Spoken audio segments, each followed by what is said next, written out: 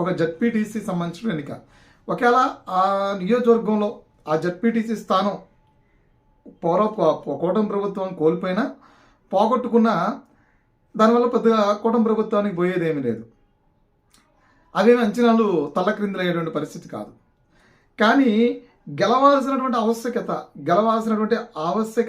అవసరం ఎవరికి ఉందంటే వైసీపీకే ఉంది. ఎక్కువ శాతం వైసీపీకే కనిపిస్తుంది.